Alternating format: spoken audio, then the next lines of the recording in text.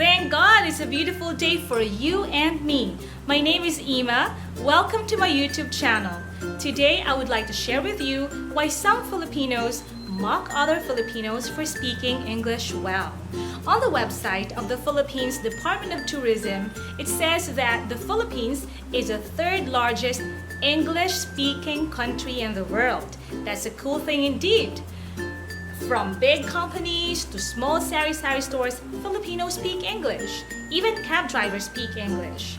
Well, that's basic English. I'm sure you know what I mean. There are many call centers in the Philippines that cater to English-speaking clients. That is truly cool. But as a Filipino, have you ever experienced being mocked by other Filipinos for speaking English? Or if you're not a Filipino, do you know any Filipino friend who experienced being mocked by other Filipinos for speaking English well? Well, I have experienced that. And some people called me maarte or mayabang for speaking English. Maarte, by the way, means being overly fancy or pretentious. Mayabang means being arrogant. I am not maarte and I am not arrogant. I speak English not because I am or am trying to be maarte, but simply because I feel comfortable speaking English. And I also speak to people who speak English, right? Just to make things easy. I would say I really consider myself blessed that as a kid, I already had that interest to learn how to speak English well. The thing is, I had excellent English teachers who were really very supportive and a very supportive mom who's also a teacher. At an early age, I already learned the importance of knowing how to communicate in English well and having great communication skills such as writing skills, speaking skills in English is truly a huge advantage in social and business setting. So, if that is important, if that is beneficial, then why do some Filipinos make fun of other Filipinos who speak English? Based on my experience, I learned that the reasons why some Filipinos make fun of other Filipinos who speak English are, number one, some Filipinos are worried that when they speak English, they might or they will make mistakes and they will be made fun of. People will criticize them. So that's really a sad thing. Now, I teach English and communication-related subjects to college students, and the common piece of advice that I give them is, don't be afraid to learn how to speak English by practicing. As the cliche goes, practice makes perfect, right? Because if you don't try to speak English, if you don't try to practice, you won't really realize or you won't really know if you're making mistakes. You learn from mistakes, right? So I guess if you just keep quiet, you'll never learn at all.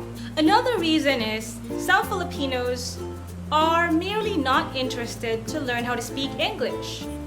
Well, sad to say, these are the people who perhaps do not have family members or teachers who are kind enough to support them or to encourage them to learn the language or to improve their communication skills. Others, though, are just lazy to learn the language.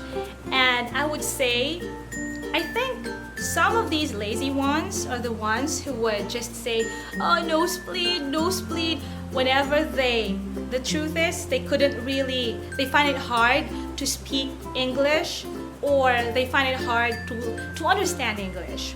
They say nosebleed to try to be funny, and there's nothing wrong with trying to be funny. It is also cute, right? But I guess if it becomes a lame excuse of not really learning the language, then that's not cool. Another reason is some Filipinos feel intimidated by other Filipinos who speak English fluently. They don't feel comfortable, so they would rather not hear them talk. But sadly, I would say these are the kind of people who are actually jealous or insecure, narrow-minded perhaps, not even to have that, openness to learning the language better, to improve their communication skills. And I guess it can also be a manifestation of crab mentality. Crab mentality is one of the negative traits of Filipinos, where they pull up the people who are climbing their way up. And that's not really a good thing. Well, it is good that many Filipinos speak English excellently, but it is sad that some Filipinos make fun of other Filipinos who either speak English fluently or speak English poorly. So, because of that, I actually have 3 suggestions to give you. Instead of making fun of Filipinos who speak English fluently or speak English poorly, we can do these 3 things. But before I get to that, I am not saying that I'm not going to speak my national language, Filipino, at all. Of course, I will have to choose the right kind of language to use so that my audience can easily understand me, right? Gotta choose the language you use. So here are my 3 suggestions. ETC. E stands for encourage. Encourage a friend or encourage your other people to learn how to speak English or to improve their communication skills. Second, letter T. T for teach. If you are capable of teaching or helping others learn the language, why don't you help them learn? And if you have a friend who's already trying to improve their communication skills or trying to improve their English skills, then why don't you try to correct them in a gentle and polite manner if you see that they're making mistakes, right? And the last is letter C. C stands for compliment. Why don't you say, hey, that's a great job. Keep doing the great, keep up the great job. There. So if you see your friend or someone who you know who's trying to learn the language, be generous of giving compliments.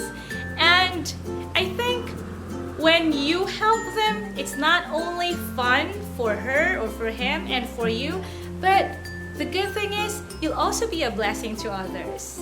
And well, thank you for watching.